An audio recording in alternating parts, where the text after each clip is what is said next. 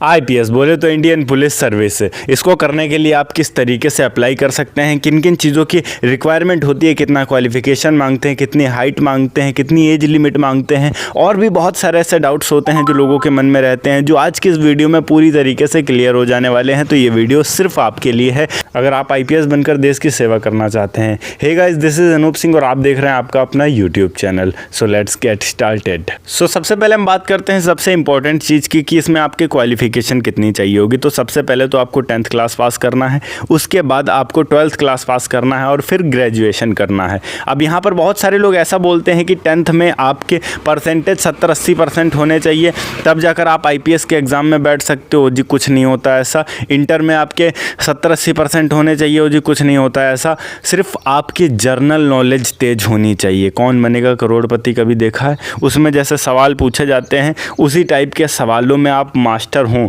दुनिया भर की चीज़ें आपको अधिक से अधिक पता हों, आपका जर्नल नॉलेज बहुत तेज हो। अब एज लिमिट इसमें कितनी रहती है? अगर हम एज लिमिट की बात करें तो देखो, नॉर्मली क्या रहता है कि जितने भी लोग होते हैं जो सामान्य कैटेगरी में आते हैं उनकी एज लिमिट यहाँ निर्धारित की गई है 21 साल से लेकर 32 साल तक। और ये लोग सिर्फ बीच में 6 बार एग्ज़ाम दे सकते हैं, और अगर 6 बार में इनका कुछ नहीं होता है फिर ये एग्ज़ाम नहीं दे सकते हैं।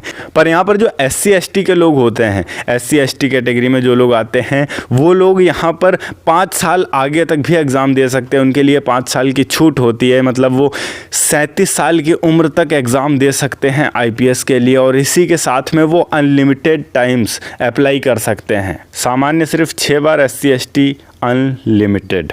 अब यहाँ पर अगर हम हाइट की बात करें आईपीएस के लिए, तो अगर आप पुरुष हैं तो कम से कम आपकी 5.5 फीट हाइट होनी चाहिए, मतलब 165 सेंटीमीटर के तकरीबन आपकी हाइट होनी चाहिए, नीचे ना हो ऊपर हो। और अगर महिलाओं की बात करें तो इसमें 150 सेंटीमीटर लगभग चाहिए होगा, मतलब वही मान के रख लीजिए 5 फीट के थोड़ा सा अंदर रहेगा। अब इसके बाद अगर हम बात करें यहाँ पर आपके चेस्ट की, तो चेस्ट जो मेंस होते हैं उनके लिए 84 सेंटीमीटर कॉमनली होना चाहिए, और अगर महिलाओं की बात करें तो उनका 79 होना चाहिए। अब अगर हम आँखों की बात करें तो आपका आई विज़न 6/6 होना चाहिए या फिर 9/6 होना चाहिए। और अगर आपको कोई दोष है, मतलब आँखों में कोई दिक्कत है, निकट दृष्टि दोष है या दूर दृष्टि दोष है, तो आपके अगर कोई चश्मा लगा है या लेंस लगा है तो आपका जो चश्मा या लेंस है वो 4- से कम नहीं होना चाहिए और 4+ से ज़्यादा नहीं होना चाहिए। अब आपका जो ये आईपीएस का एग्ज़ाम देना होगा आपको, इसको 3 भागों में बांटा जाता है और इसको यूपीएससी द्वारा करवाया जाता है।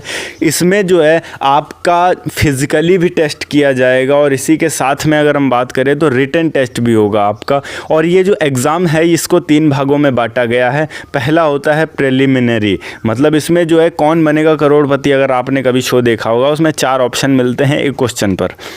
जजमान ये रहे आपके 150 रुपये के लिए अगला सवाल, ठीक है। उसी टाइप से वहाँ सवाल आपको मिलेंगे। 200 नंबर के 2 शीटें मिलेंगी, उनको आपको भरना होगा, सही टिक लगाना होगा। अगर रॉन्ग टिक होगा तो आपके नंबर कट जाएंगे। उसमें ये देखा जाता है सबसे पहले कि क्या आप आईपीएस के एग्ज़ाम में बैठने के लायक हैं, मतलब ऑप्शन देखिए, अगर तुम नहीं कर पा रहे हो तो तुम वहाँ पर बिना ऑप्शन दिए क्या कर पाओगे। तो सबसे पहले ये एग्ज़ाम लिया जाता है और देखा जाता है क्या तुम आईपीएस के एग्ज़ाम को देने के लायक हो भी या फिर नहीं।